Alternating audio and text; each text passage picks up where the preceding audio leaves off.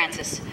As you know, there are a number of very dedicated people who work very hard to run the Hocktoberfest organization all year round. And you know, if you've participated and volunteered for any kind of event, it is a year-round process. Kathy Murphy is Hocktoberfest's Director of Communications and Media Relations. And it is my pleasure to ask Kathy to come up and give her remarks. Kathy.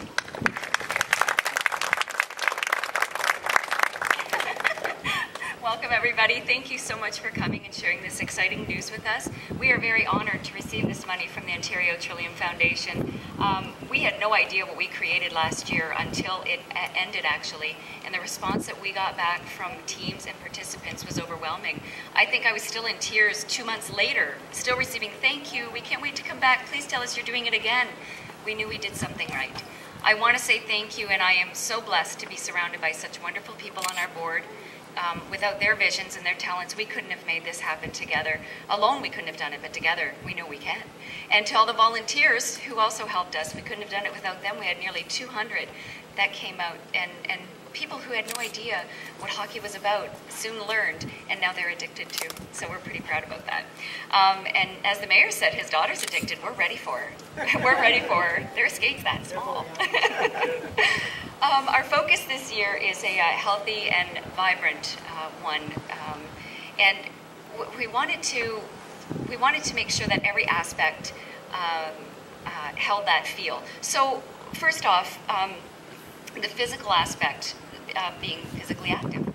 It's healthy for everybody. Whether you're running your kids to the arenas or your kids are skating on the ice, it's healthy for all of us. Socially, the relationships that these girls have developed is outstanding. Still today, we have girls in Windsor and out west communicating with girls in England.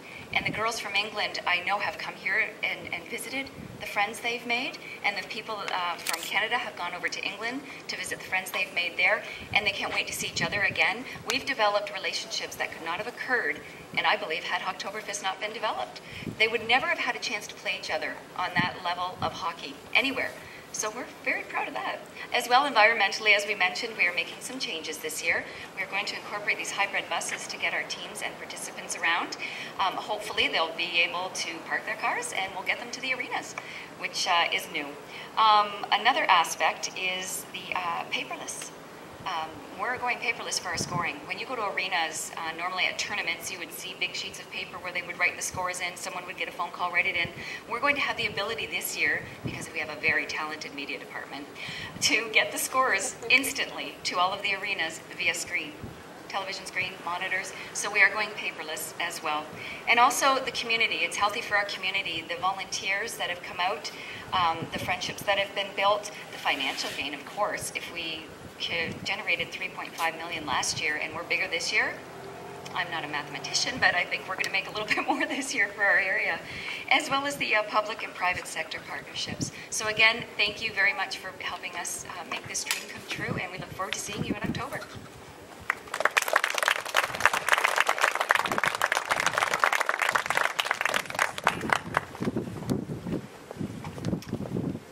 Sienna Francis, rink rat. I like the sound of that. Brent Stiles is with us now. He is the chairman of the Hocktoberfest Board of Directors, co-founder of the festival. Brent, can you come up and say a few words, please?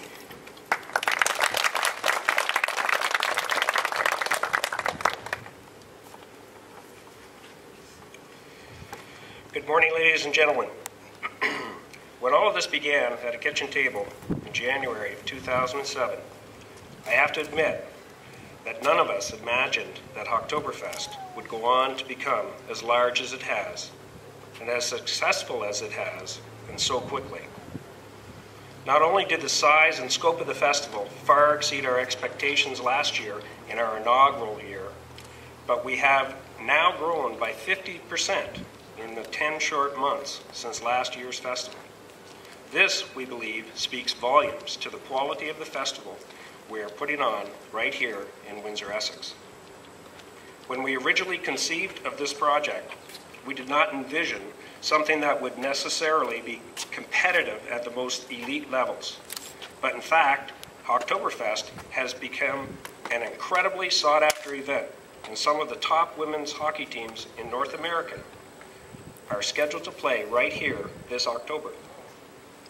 All of this is what we achieved through volunteer work, dedication, and invaluable partnerships with the public and private sectors.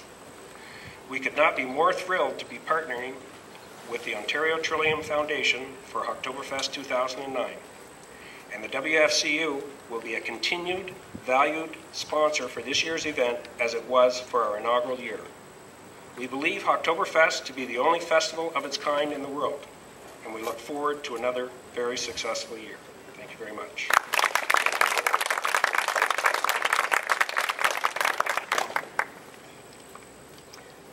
All right, well, ladies and gentlemen, at this time, I invite you to join us inside the WFCU Center, where I hear it is much cooler, for a brief demonstration of the Power Tech and Next testing technology that we've all been hearing about. And following that, you are all invited to share in the refreshments. So thank you for coming today.